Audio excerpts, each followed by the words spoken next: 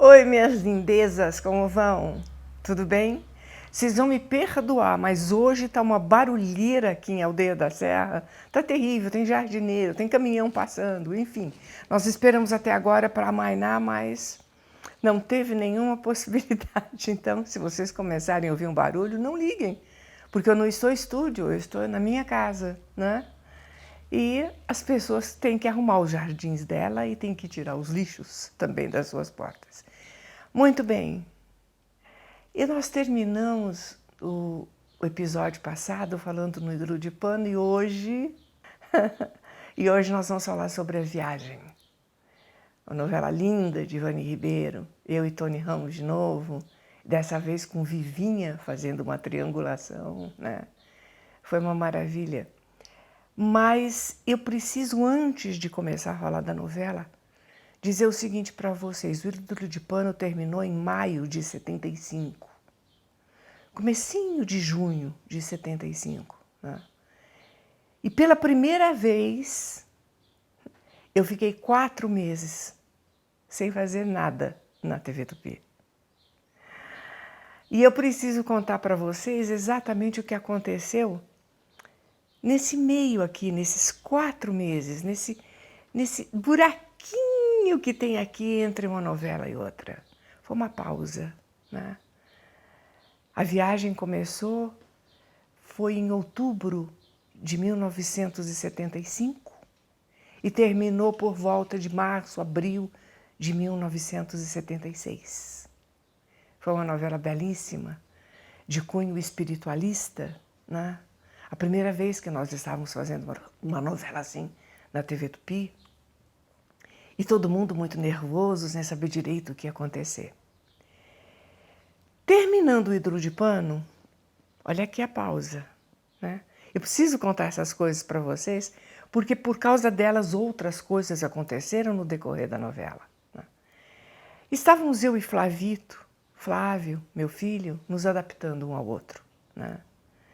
E eu estava tentando ser mãe, aprendendo a ser mãe, marinheiro de primeira viagem, lendo tudo que vocês podem imaginar, Delamare, todos os livros, todas as teorias que ensinavam como ser uma boa mãe. Né? As teorias ajudam, mas o que ensina realmente as pessoas a fazerem as coisas, a ser, né? É a prática, é na prática, no exercício de todos os dias. Muito bem, eu estava apanhando bastante. Eu chorava de um lado às vezes, Flávio chorava do outro, né? Ou nós chorávamos juntos. E as noites eram longas, porque Flávio tinha muita dificuldade para dormir, que tinha muita dor de barriga. E alguém dizia, esquenta o coeiro no ferro, põe na barriguinha dele, eu fazia. Põe uma bolsinha de água quente, eu fazia. E não adiantava. E Flávio tinha muitos gases e a gente colocava supositório. Ai, meu Deus do céu, a barriguinha dele ficava infladinha. E eu digo, me está acontecendo alguma coisa e esse pediatra não está resolvendo. Você está querendo dizer que eu era peidorreiro, é isso? Não, Tinha eu muitos estou gases, é isso? querendo dizer que alguma coisa estava lhe fazendo mal e que provocava gases. Tá bom. No decorrer da vida e do tempo, você parou de fazer isso. Muito bem. Eu ligava para o pediatra, para o seu pediatra, e ele dizia assim para mim, olha, Flávio, ser mãe é sofrer no paraíso, antes intestino preso do que intestino solto. Portanto, a senhora vai aguentar e eu não tenho o que fazer. Eu digo, tá bom, eu estou sofrendo no paraíso, será que não dá para diminuir um pouquinho só esse sofrimento? Para eu poder dormir um pouquinho, porque durante o dia eu tenho muita coisa para fazer, requer muita coisa, banhinho e atenção e mamadeiras e uma série de coisas, né? E à noite eu não consigo dormir também. Para vocês terem uma ideia, tinha o quartinho dele com o berço e uma cama, evidentemente, para uma futura babá. Eu trazia o berço para perto da cama e eu dormia na caminha, deitava na caminha. E eu pegava o Flávio, encostava o berço aqui para ele não cair no chão, né? Descia a grade, encostava o bercinho e ele dormia. A única forma que ele tinha de cochilar um pouquinho, e eu também, era com a barriguinha voltada para o meu peito. Então ele dormia em cima de mim. Né? Claro que eu ficava preocupada o tempo todo de derrubar, de deixar cair, de machucar. Não é confortável, né? É gostoso até uma criança pertinho de você durante algum tempo, mas a noite toda não. Aí eu disse, meu Deus, essa situação não pode continuar. Esse médico realmente não está acertando. Alguma coisa está acontecendo, açúcar, leite, porque ele não pegou no peito. Então eu estava fazendo mamadeiras para ele. E eu insisti outras vezes e nada, eu não conseguia absolutamente nada com ele. Muito bem. Eu sabia que um diretor da televisão tinha um pediatra maravilhoso, ele elogiava muito. E eu liguei para ele e digo, por gentileza, me dá o número do telefone do seu pediatra, do pediatra do seu filho, porque realmente não está acertando com o Flávio e eu estou desesperada, eu não durmo mais. Me deu, eu fui, levei, expliquei tudo direitinho. Ele disse, é o leite. Evidente que se tivesse mamado no seu seio, não teria nada disso. Mas o leite está fazendo mal para essa criança. Nós temos que imediatamente mudar o leite. Eu digo, muito bem, então eu chego em casa, o senhor me diz o leite e eu vou mudando aos pouquinhos esse leite, né? Acrescento um pouquinho na mamadeira que eu já venho fazendo. Não, absolutamente.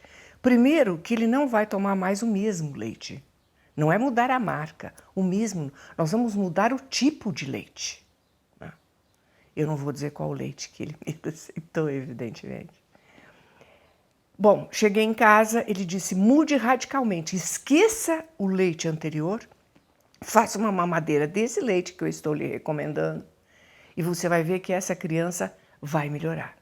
Fiz a mamadeira, dei, com muito medo, mas eu dei. Eu digo, meu Deus, me ajude, né? Que não faça mal nenhum. Ele acalmou um pouco nessa noite. Ele fez muito cocôzinho antes de dormir, antes de nós irmos para o quarto, mas uma quantidade assim grande, né, de fezes e evidentemente com um odor não muito agradável, e eu tinha que ficar sentindo o odor, eu tinha que ficar vendo a cor, eu tinha que ver a textura. Mas eu nunca me preocupei tanto com cocô na minha vida, né? Era todas as vezes assim, qual a textura, qual o odor do cocô, qual a cor do cocô, é verde, é amarelo, é marrom, Olha, era uma coisa terrível, né? Era só cocô na minha vida.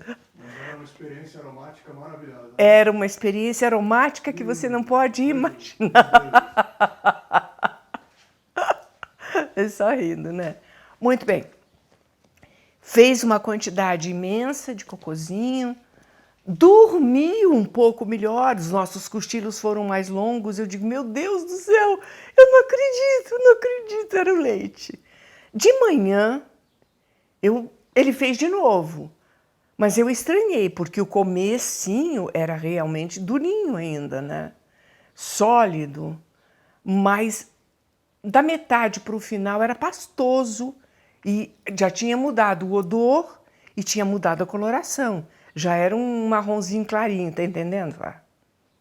Muito bem, no decorrer do dia, não teve mais cocôzinho durinho, teve só o pastosinho.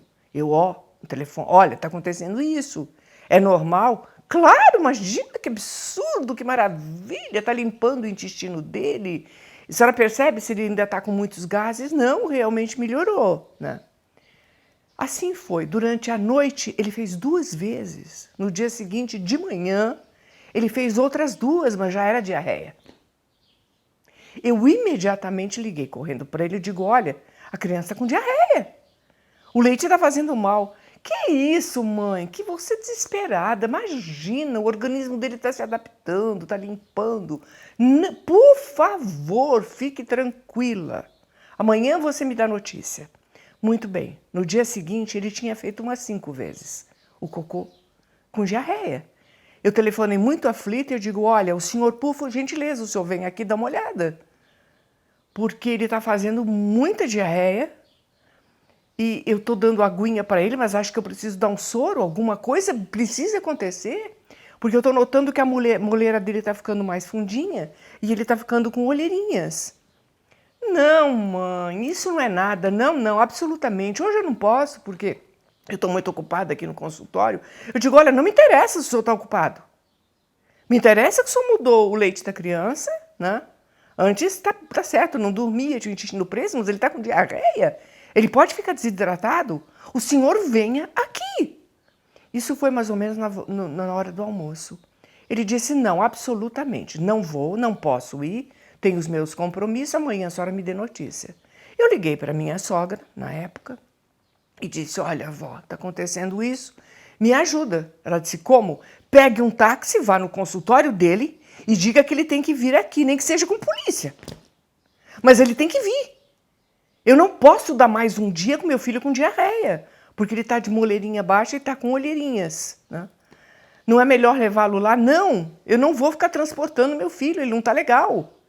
Ele está evacuando toda hora. A minha sogra não teve dúvida, ela pegou um táxi, ela foi lá. Evidentemente que ela não foi muito agradável, né? Mas ela conseguiu trazê-lo. Flávio estava gravando na Tupi, eu estava com a criança sozinha em casa. Minha sogra chegou com ele, ele olhou e disse, o que é isso? Eu disse, o que é isso? O que é isso o quê? Nossa, mas essa criança está em terceiro grau de desidratação. Eu falei, é?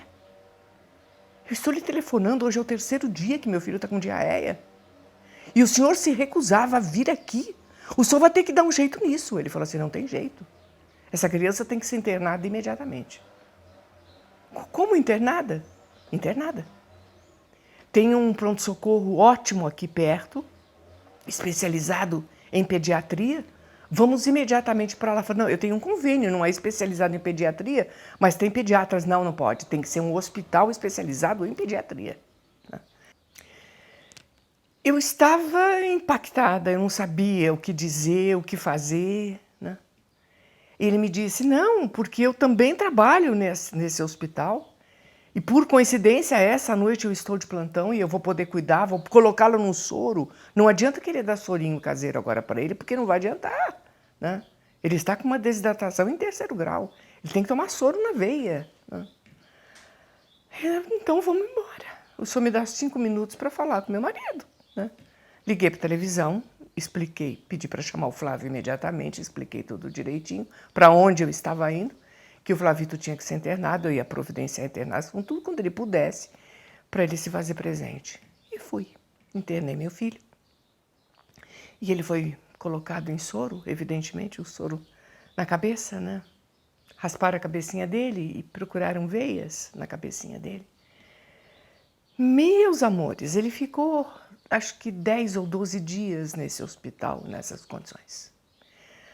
A enfermeira entrava e eu dizia, o que está acontecendo? Evidentemente que eles fizeram exame de fezes.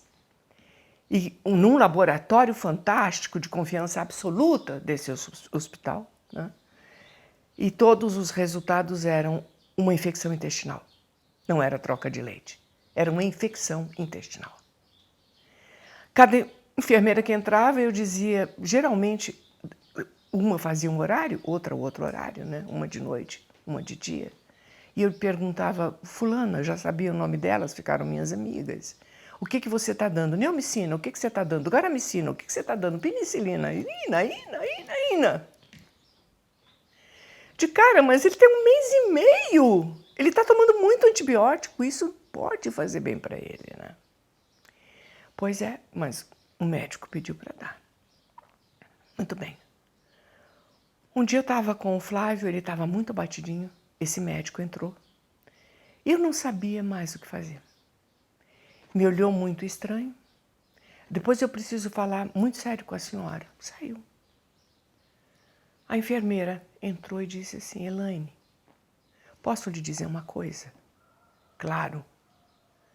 Tira seu filho daqui agora. Essa noite morreram 2 crianças. Por favor, não estão acertando com seu menino. Tira ele daqui agora. Não diga que eu falei isso para você, porque eu tenho 2 crianças para criar. Eu não tenho marido. Eu vou perder meu emprego, mas eu não posso me omitir. Leva ele daqui. Arrumou, ajeitou as coisas, tudo saiu, ele entrou. Ele falou, pois é, eu estava telefonando, confirmando se há possibilidade de fazer esse exame amanhã, e eu quero informá-la de que nós precisamos amanhã nos dirigir ao Hospital das Clínicas e fazer uma biópsia intestinal no seu filho.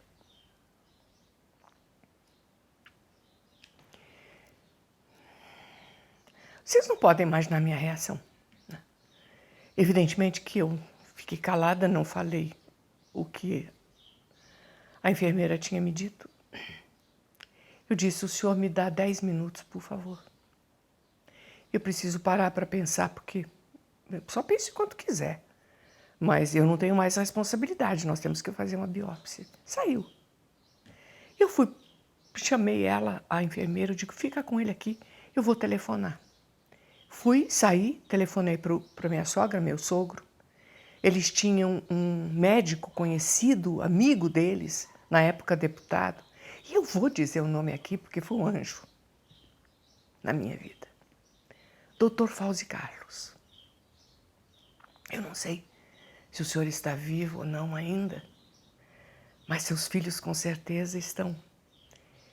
E eu digo para essa família muito obrigada, em nome do meu filho, do bem que ele me fez. Eu falei, Nhonhô, por favor, chama o Dr. Fauzi Carlos e peça ajuda, porque eu não sei mais o que eu faço. Eu acabei de saber isso aqui agora, né? E se eu estou indo imediatamente para ir com o Fauzi. Fique tranquila, o Fauzi vai dizer o que fazer. Voltei para o quarto. Ele demorou um pouco para retornar. Quando retornou, disse, a senhora decidiu? Eu digo, não, e telefonei para a televisão e falei para o Flávio, venha imediatamente para cá. Aí, Flávio estava a caminho, Fauzi Carlos a caminho, todo mundo a caminho, e eu dando tempo para poder decidir alguma coisa, falar com ele, não, sem saber o que dizer. E ele começou a me convencer que realmente devia ter algum problema, já devia ter nascido com problema, fazia acontecer. Flávio gravava no Sumaré, muito pertinho do hospital, e chegou. Aí o Flávio disse, o que está acontecendo? Eu abandonei a gravação, pedi licença da minha gravação. Ela está muito aflita, o que está acontecendo? Ele disse, precisamos fazer biópsia do seu filho. Não preciso nem dizer o que aconteceu, né? Flávio foi para cima dele. Nesse tempo, graças a Deus, chegou Fauzi Carlos, meu sogro. Eles chegaram, entraram, apartaram, e eu me lembro do Dr. Fauzi dizendo, o senhor vai preparar uma ambulância com um enfermeiro e vai imediatamente me fazer um relatório de tudo que o senhor deu para essa criança. A mãe vai com essa criança dentro da ambulância. Se o senhor se negar, eu estou chamando a polícia. Ele vai sair daqui agora. Eu quero um relatório de tudo que o senhor deu. Ele, muito bem, eu vou lhe dar o relatório. Por favor, providencie a ambulância, tal, não sei o quê, lá para o assistente dele. Foram, providenciaram. A ambulância encostou, enfermeiro, com soro, com tudo. Eu entrei na ambulância. E eu me lembro dele ter dito, vamos para o Sabará, Hospital Sabará. Hospital Sabará, especializado também em pediatria, cujo dono era o professor Azarias Andrade de Carvalho, que tinha chegado de helicóptero, tinha preparado a UTI. Assim que meu sogro falou com ele, ele imediatamente acionou, ele estava numa cidade próxima, ele pegou um helicóptero e veio imediatamente. Preparou a terapia intensiva e eu cheguei com o Flavito. E todo mundo imediatamente levou a criança para a UTI, examinaram o coração, examinaram o pulmão, examinaram tudo que puderam. Estava tudo perfeitinho, com a graça de Deus. Aí ele falou, mãe, está tudo em ordem, agora me senta e me conta a história toda dessa criança desde que ela nasceu. E eu contei. A troca do leite, a diarreia, o meu pedido de socorro, a internação e o pedido da biópsia. Quando eu falei isso, ele falou assim, UTI de novo, o intestino. Examinaram o intestino do meu filho. E o intestino do meu filho estava com a flora intestinal destruída por antibiótico. Aí ele me disse, mãe, a partir de hoje, nós temos que reconstruir esta flora. Somos Deus, eu, a senhora e o nosso guerreiro. Porque ele é um guerreiro e ele vai vencer. E ele ficou internado no Sabará durante dias, dias. E se tentou outras mamadeiras, se tentou outros leites. E nada adiantava. E eu comecei a ouvir um barulho muito forte. Quando tomava um pouquinho de água, de leitinho, imediatamente eu ouvia um barulho muito forte. Eu corria, abria a fraldinha e já estava começando a sangrar. Tinha sangue no meio daquela sujeirinha que não era mais nem diarreia, né? Era uma água suja. E eu comecei a ficar desesperada e a enfermeira entrou e disse: Elaine, batiza seu filho aqui. Por quê? Porque vão entubá-lo agora. Como? Vão passar um tubo até o estômago dele porque ele não tem mais força sequer para sugar a aguinha. Ele vai ser entubado. Então eu gostaria que você, e eles vão tentar o leite materno, uma madeira com leite materno. Aliás, pediram para eu perguntar se tem possibilidade de você conseguir o leite materno com um pouco mais de pressa, né? Aí eu digo, eu vou pedir para o meu sogro, de novo, a intervenção do Fausto Carlos, né? E liguei da recepção, pedi, imediatamente foi providenciado, levaram o leite até o hospital e meu filho foi entubado e deram o leite materno. O barulho continuou. Aí chegou um casal de atores cujos nomes eu não vou mencionar, evidentemente, que eram nossos amigos e que nós frequentávamos às vezes. O centro deles, eles faziam muita caridade, eram duas pessoas encantadoras. E ela disse, eu gostaria de dar a próxima mamadeira para ele, porque eu falei, claro, né? Quem sabe se com ela não acontece nada. E ela deu a mamadeirinha para o Flávio, com muito amor, aliás. Nós ouvimos o barulho imediatamente, não adiantou. Ele estava com a diarreia, continuando com a diarreia. Aí eu me lembro que eu comecei a chorar muito e ela disse, se prepare. Meu filho fica assim para mim, maneira. Se prepare, porque os anjinhos já estão aqui para levar seu filho.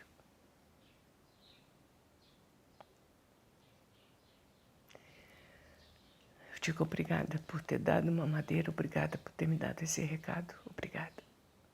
Mas eu confio em Deus. Mais do que Ele, ninguém pode. Aí saíram, todo mundo foi embora. A minha sogra trouxe o padre, batizou o Flavito. Foi uma cerimônia bonita. Nós cortamos a unhinha do Flavito, ele entubadinho. E ela disse, fico com ele essa noite. Eu falei, não, eu não vou sair mais daqui. Ok. Tudo bem, filha, então você fica. Se você precisar de ajuda, você me chama. Eu digo, claro. E eu me sentei. Peguei meu filho no colo. E aí eu pedi a Deus. Eu disse, Senhor, mais do que vós ninguém pode. Se o Senhor me deu essa criatura, me emprestou para eu lhe dar a vida biológica e para eu cuidar dele, permita que ele fique comigo. Se não, me leve junto com ele. E abracei meu filho e rezei, pedi a Deus, pedi a Deus, pedi a Deus, pedi a Deus. E eu passei aquela noite rezando muito. No dia seguinte, na parte da manhã, alguém bate na porta do quarto. Eu estava muito cansada. E eu disse, pois não, pode entrar. Aparece um senhor, de muito boa aparência, um jovem senhor. Elaine, como vai? Como o senhor está vendo. Muito prazer. Ele disse, eu sou irmão do Manuel da Nóbrega. Eu sou médico aqui no Sabará. família do Manuel da Nóbrega também me permita dizer o nome, porque foi outro anjo que apareceu na minha vida. E ele me disse, eu descobri uma mamadeira. E eu queria que você me acompanhasse até a cozinha agora, que eu pedi permissão para o professor Azarias Andrade Carvalho para dar essa mamadeira para a criança, que é a nossa única esperança, a última esperança. Me acompanhe até a cozinha, eu vou ensinar você a fazer. É medido por balancinha de carta. E você vai fazer comigo e nós vamos dar agora essa mamadeirinha, assim que ficar pronta para ele.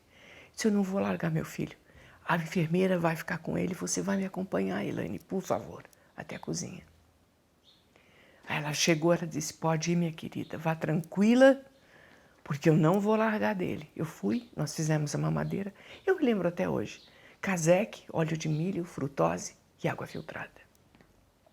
Tudo medidinho em balancinha de carta.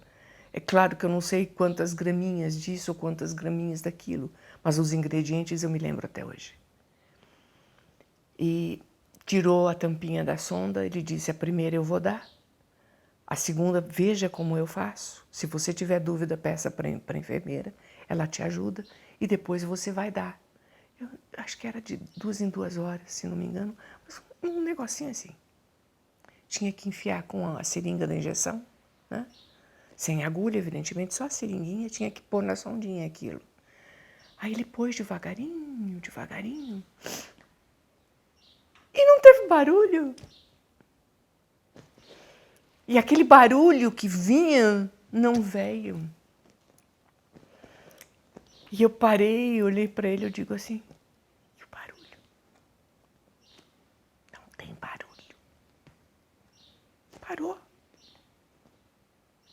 E a próxima mamadeira que eu dei junto com a enfermeira, parou. Meu filho estava salvo. E a flora intestinal dele foi reconstruindo. E o meu filho saiu do Hospital Sabará com outro leite, um leite substancioso, tinha engordado gramas,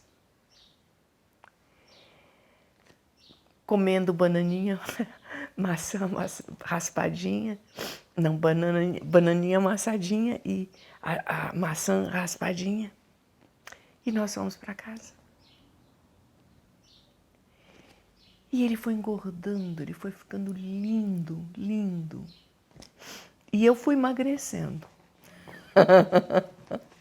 Até que um pouquinho seria bom, porque eu estava gordinha ainda da minha gravidez, me dê licença. É que o meu narizinho começou a escorrer, desculpa, tá? Muito bem. Eu fiquei mais ou menos com 54 quilos, acho que nem isso, de 52 a 54 quilos. Uma mulher de quase 1,70 m de altura, então vocês imaginam como eu fiquei, né? Olívia Palito, uma magrinha, magrinha, curvadinha, a pele muito irritada, porque eu fazia assim na minha pele, sabe? Eu me machucava de desespero.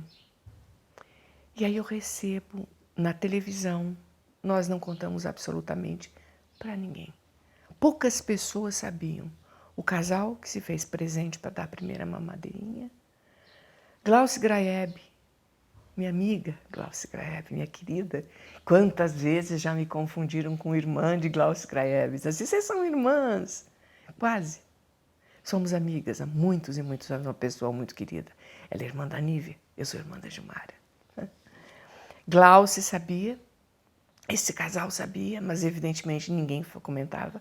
Vietri sabia, porque Flávio estava gravando a novela dele, e Zara sabia, porque era o diretor artístico. Ninguém mais, ninguém na emissora soube disso. Aí eu fui receber o chamado, e Zara disse, como é que tá? Eu falei assim, graças a Deus está tudo bem. Então agora precisamos começar a gravar, Elaine. Pois é, o descanso, né? O descanso foi grande. Ele falou, pois é, pela primeira vez você conseguiu 4 meses. Eu nunca tinha tirado férias na TV Tupi, quase 10 anos. Nunca me deram férias na TV Tupi. Eu não tive licença maternidade antes nem depois. Eu tive aquele break de 4 meses para poder cuidar do meu filho. Aí começamos, ele disse, você, por favor, dá para tingir seu cabelo? Eu quero você lourinha, porque você vai fazer triangulação com o Tony e com a Vivinha. Eu falei, Vivinha? Vivinha. Como triangulação? A Vivinha é mulher do Tony. Eu disse, mas é faixa etária diferente? Isso pode já? Era uma época que as pessoas não aceitavam muito esse tipo de coisa. Né? Eles, não pode. Pode porque ela faz justamente uma esposa mais velha do que o marido. Ah, tudo bem, ok, então tinge aqui perto, nesse salão onde todas as atrizes vão ficar perto da sua casa, da televisão. Assim você não precisa se locomover. Eu digo, tá bom. E é uma pessoa de confiança. Ok, amanhã mesmo eu vou lá, sem problema nenhum. E tinha gravação daqui 5 dias, uma coisa assim.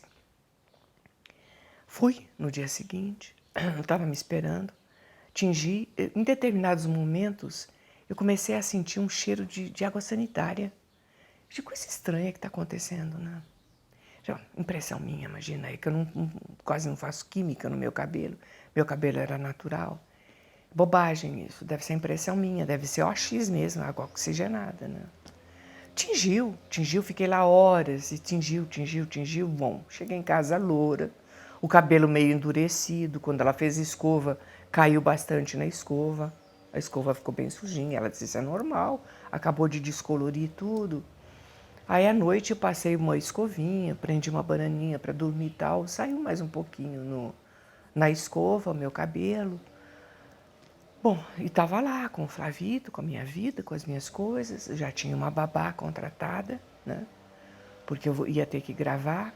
Desculpem, o jardineiro começou de novo. Eu não tenho culpa, não posso fazer nada, coitado. Ele está lá adiante. Mas E o barulho do vizinho, não é o nosso. não é o nosso jardineiro, é o jardineiro do vizinho. Mas vocês estão ouvindo, né? Bom, aí de manhã o meu cabelo estava meio estranho, né?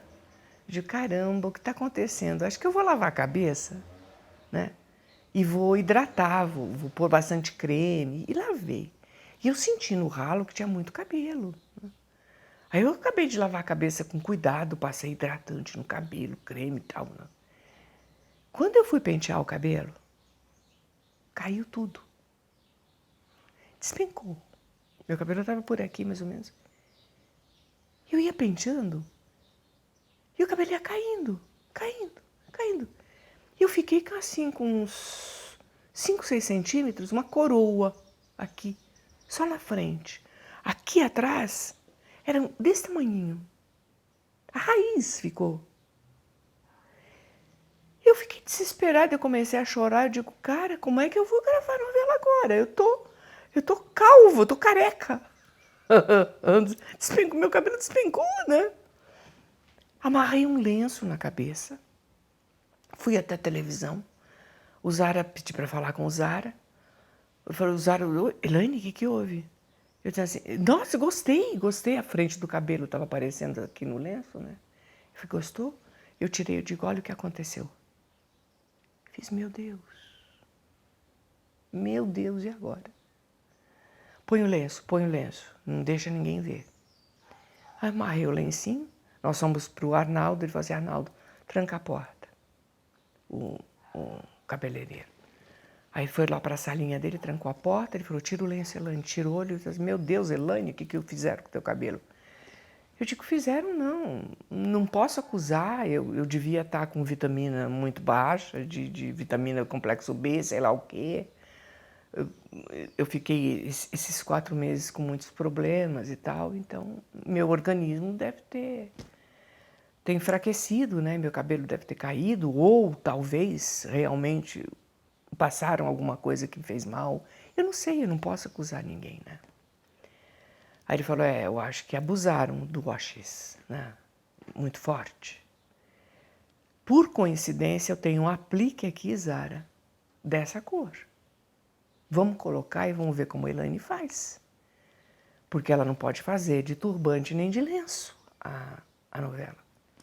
Ele colocou o aplique e aquele cabelinho que restava, ele falou assim, nós temos que cuidar desse cabelo como ouro. Porque se esse cabelo cair, só uma peruca inteira, né? Com franja caída no rosto e tal. E eu fazia uma cabeleireira na novela, lisa. Aí ele pôs o aplique Gente, ficou muito bonitinho. O Zara disse que coisa incrível. É o cabelo daquela... Como é que é o nome da atriz? Que eu sempre... Ah, da Kim Nova? Da Kim Novak. Aí ele disse assim, você tá parecendo a Kim Novak. Eu falei, imagina parecida. O cabelo da Kim Novak. E realmente todo mundo dizia, que cabelo lindo, como ela cortou. Parece a Kim Novak. E pegou. O penteado pegou, minha gente. Então aquele cabelo lindinho que vocês viam da Lisa na novela Viagem, não era corte. É porque o meu cabelo tinha caído. E meu cabelo caiu por quê? Em função de outros problemas que eu tive antes. Vocês perceberam agora? Eu estou contando tudo isso para vocês. Eu não quero fazer drama. É um dramalhão, né, gente? Para vocês saberem que nós somos humanos. Que nós temos problemas, que nós pagamos boletos. Né? Que a vida da gente também... Vocês não podem imaginar, às vezes a gente vai para fazer o nosso trabalho com a alma chorando. Com cicatriz, com ferida na alma. E nós não podemos passar isso para vocês.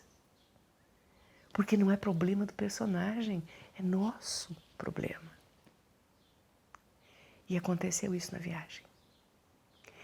Começamos a gravar e tinha uma cena que, vocês devem saber, a novela se baseava na vida do Alexandre, que era irmão da Eva Vilma, da Diná.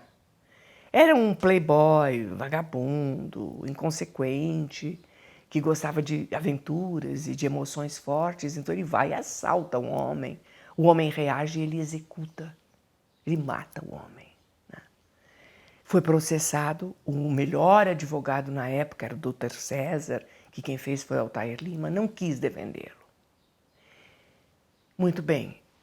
Arrumou um outro advogado, que não foi tão bom quanto esse seria, né?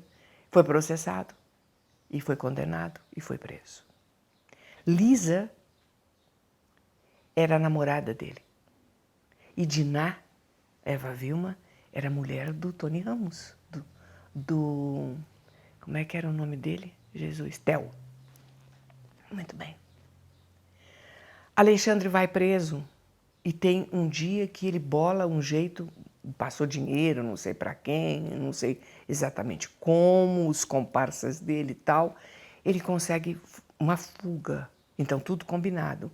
Ele dá um bilhetinho para um determinado fulano lá dentro da cadeia, que passa por um aviãozinho, né? Que entrega para a Lisa. E ele diz, eu exijo que você me traga uma moto e que imediatamente você desça da moto e vá para a garupa, porque eu vou fugir. Aí a Lisa diz, meu Deus, como é que eu faço? Tudo bem, eu não andava de moto. Né? A Lisa também era difícil andar de moto, mas em todo caso supunha-se que, como ele andava muito de moto, o Alexandre, né? ela já sabia mais ou menos como é que funcionava e tal. Eu digo, tudo bem, ela sai daqui de onde, anda um pouquinho, já põe a moto onde o diretor vai marcar, já desço, vou para a garupa e... O Everton sai correndo, dirige, né? E a gente foge.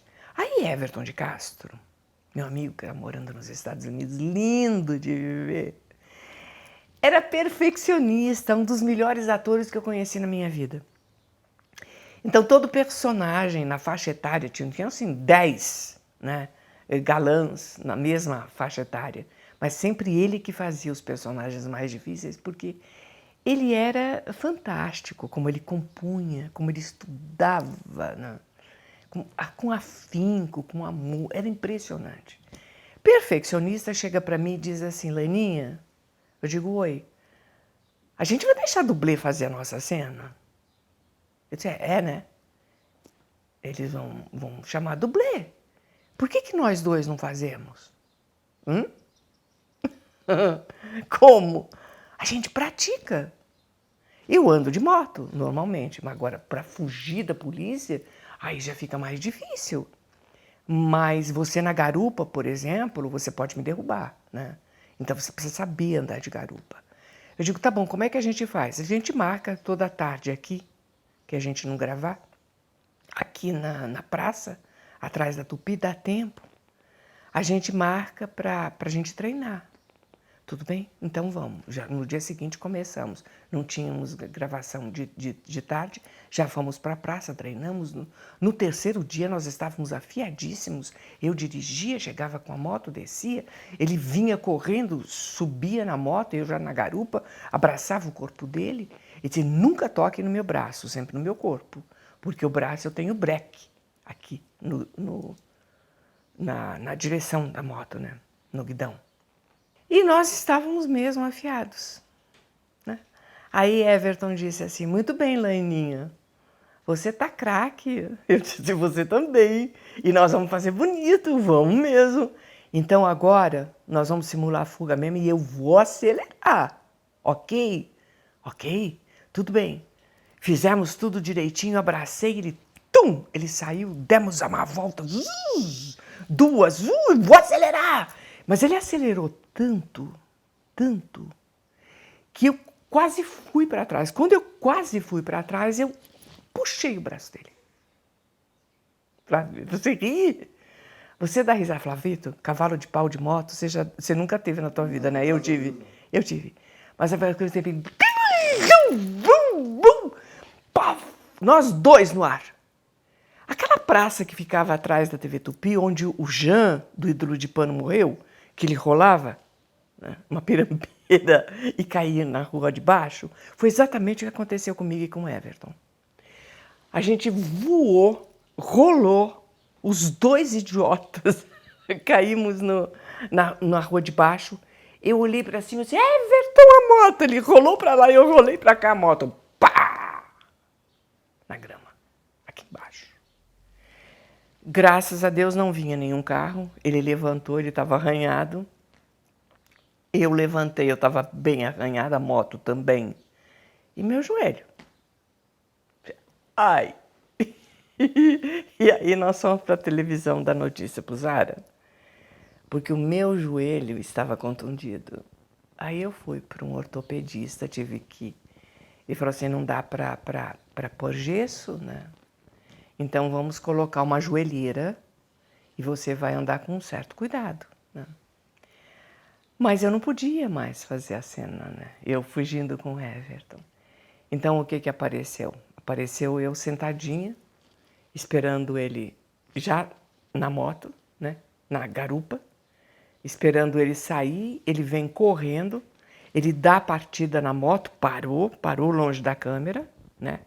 Aí já entrou os dublês com a máscara, com a roupa, com tudo direitinho e fizeram a cena, fugindo da polícia e tudo. E foi isso que aconteceu. Quer dizer, mais uma coisa, né? Agora, gente, eu nunca vi tanta coisa acontecer quanto nessa novela.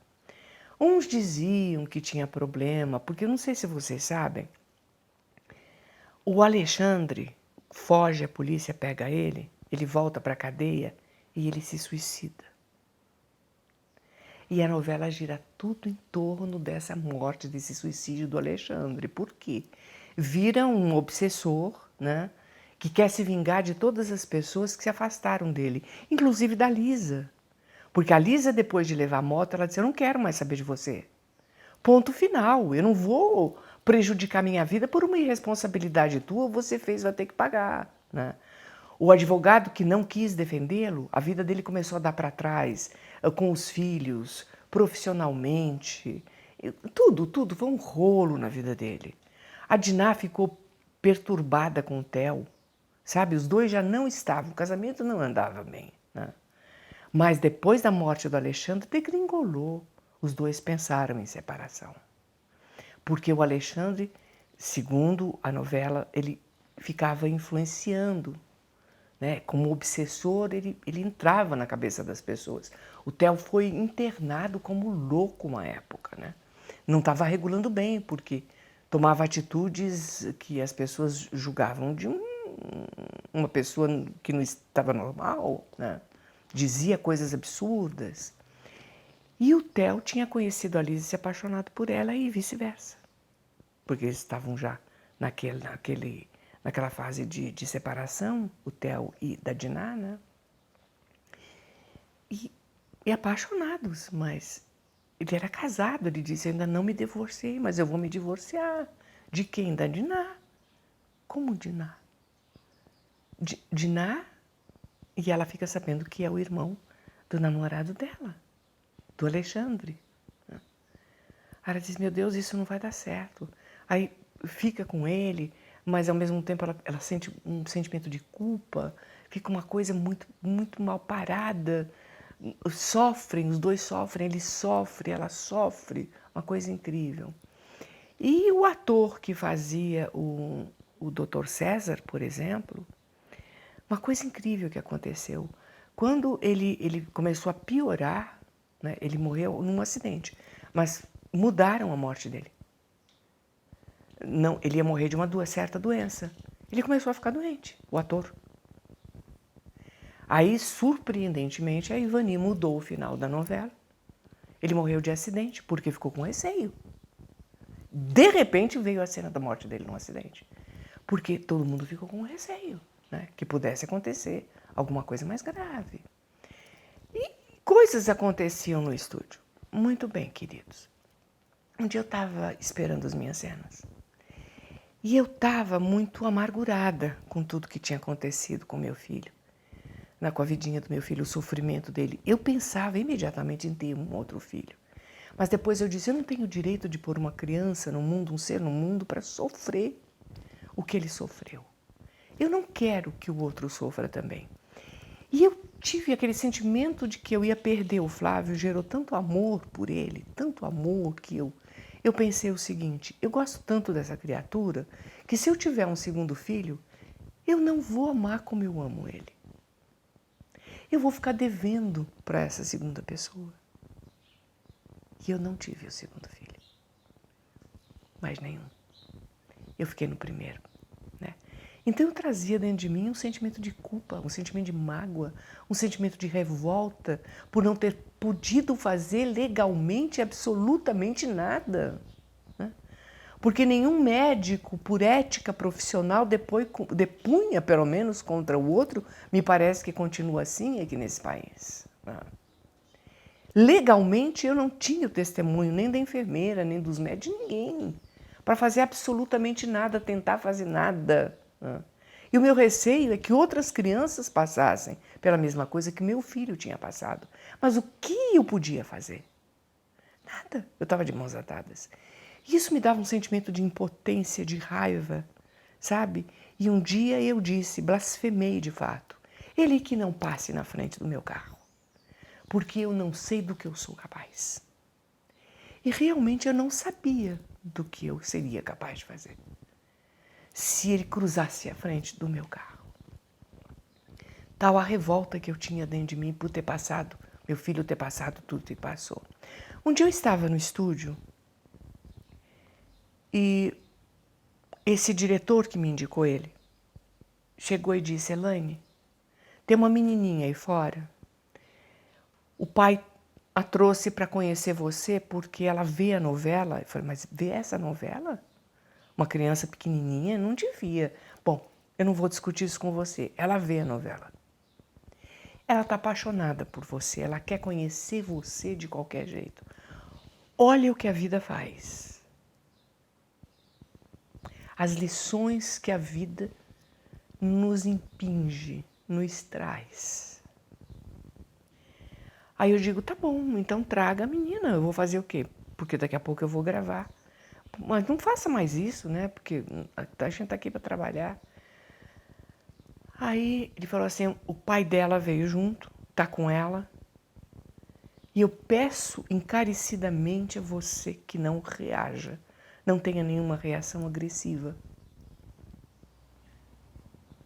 A menina apareceu, ele trouxe a menininha, apareceu. Eu olhei, era uma criança muito pequena, devia ter 6 anos, com síndrome de Down.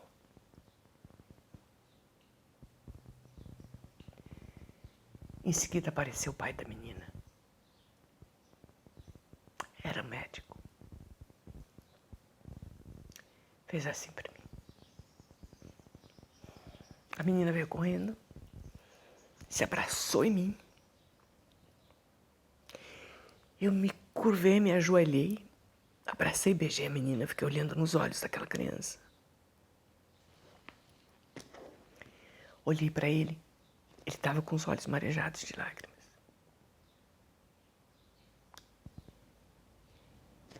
E acreditem, todo o sentimento ruim que tinha dentro de mim, de raiva, de querer vingança, de querer... Tudo, tudo. Ali, naquele momento que a vida proporcionou para mim, todos esses sentimentos foram embora. Eu senti um alívio que vocês não podem imaginar. Simplesmente o meu coração sarou de todos aqueles sentimentos que estavam dentro de mim há 4 meses. Pois é. Eu confesso a vocês que os sentimentos que eu tinha, as coisas que eu tinha na cabeça, as minhas necessidades eram tão grandes que eu fiz a Lisa da melhor forma que eu pude, com toda a sinceridade que eu pude. Mas tantas coisas estavam acontecendo comigo naquele momento, tantas lições a vida estava me preparando, que eu não observava muito as coisas pitorescas ou mais graves que aconteciam no estúdio com outras pessoas. Não que eu estivesse só preocupada comigo, não era isso. Eu não tinha tempo para ficar observando e procurando ver o que estava acontecendo. Eu me concentrava no meu personagem e me concentrava no meu filho em casa que estava precisando de mim. E a novela fez um sucesso incrível. Mais uma vez, eu e Tony, né, com a triangulação com Vivinha. Depois, Diná, na história, se separa de Theo. Falece também. César morre. Ela se apaixona pelo César, pelo advogado. Ficam apaixonadíssimos um pelo outro. Ele falece num acidente. Ela morre, muito triste, depois de algum tempo. Theo e Lisa se casam, né? E ela lá em cima, ou no mesmo, é tudo igual, né? Nós estamos no mesmo lugar, né, meu filho? Esse negócio de lá em cima não existe. Só muda a frequência vibratória. Muda a frequência vibratória. Você só não chega no plano espiritual porque você está num corpo denso, né? É. E você vibra uma frequência muito mais densa do que os planos espirituais. Então, é por isso que ele não é visível pra gente. É isso, tá explicado pelo meu amorzão aqui que tá comigo até hoje. Ota, que coisa boa, nós vencemos. A gente venceu cada parada que vocês não podem imaginar. Eu ainda vou contar algumas. E Theo e Lisa se casam e Diná, no outro plano, ela encontra o César, encontra a mãe dele e os 3 se juntam. Qual a finalidade? De procurar Alexandre, né, que está lá num outro lugar que não o deles. Não se encontra no mesmo local porque eles já eram mais evoluídos do que o Alexandre, para convencê-lo a evoluir como essência, como espírito, e parar de perseguir e deixar as pessoas serem felizes neste plano, né? E conseguem. Alexandre recua na sua vingança e Theo fica feliz com a Lisa, com a menininha pequenininha que era do Theo e da Diná. E a novela fecha bem e termina bem. E com uma lição de espiritualidade muito grande para nós atores, os técnicos e para o telespectador também. Foi muito bom. Nós tivemos durante a novela inteira orientação do Chico Xavier, que eu tive a felicidade de conhecer pessoalmente, que era uma pessoinha maravilhosa, extraordinária. Meus amores, a viagem foi assim na minha vida. E para mim foi uma viagem com probleminhas durante o percurso até chegar nela e durante ela, com percursos, com obstáculos colocados no meu caminho, né? Não da Lisa, no meu caminho, no caminho da Elaine, para que eu pudesse evoluir, para que eu pudesse crescer, para eu aprender a ser como pessoa e para começar a enxergar os verdadeiros valores, sabe? Que às vezes a gente dá valor para uma determinada coisa que não tem a menor importância na nossa vida, né? E eu senti isso de perto, sabe? Era muito bonito ficar grávida, né? Barrigudinha. Todo mundo elogiava. Ai, que bonitinho. Ai, que experiência. Olha, eu barriguda e tal. A hora que nasce, que chora, que precisa de você, que vem para os teus braços e você não sabe direito o que faz, né? Porque você não aprendeu a ser mãe ainda. Aí a tua vida e os teus valores começam a mudar. Você começa a ver tudo de uma forma diferente. Eu cresci, eu virei mãe. Não foi fácil, mas aprendi, né? E tô aqui com essa coisa linda aqui na minha frente, comigo, participando de todas as coisas. Eu participo das dele e ele participa das minhas, né? Como este programa que nós dois fazemos juntos. Eu quero agradecer a todos vocês, porque o Ídolo de Pano duplicou a visibilidade, as visualizações, aumentou demais as inscrições. E eu quero agradecer a vocês, mas não se esqueçam, deem o like. O like é que faz esse canal movimentar cada vez mais. Vamos alcançar mais e mais e mais gente, né? É nossa intenção, não é meu canal, é nosso, meu e de vocês. E ele vai indo tão bem, não estranhem se em determinado momento outras pessoas começarem a contar experiências que tiveram dentro da novela e ao mesmo tempo da sua vida pessoal. Não estranhem se isso acontecer. Vocês vão ter mais histórias, né? Mas o nosso está aqui. Quem deu a cara para bater há um ano atrás, quem foi? Né? Mas valeu a pena, né, meus queridos? Então, muito obrigada por tudo. Eu espero vocês no próximo episódio. Agora nós temos Como Salvar Meu Casamento, que foi a última novela da Tupi. Temos O Profeta e temos O Julgamento. Com certeza não será Como Salvar Meu Casamento. Eu preciso ver a ordem. Vou falar de O Julgamento ou vou falar do Profeta? Tá bom? Então eu espero vocês. Até o próximo Arte de Viver.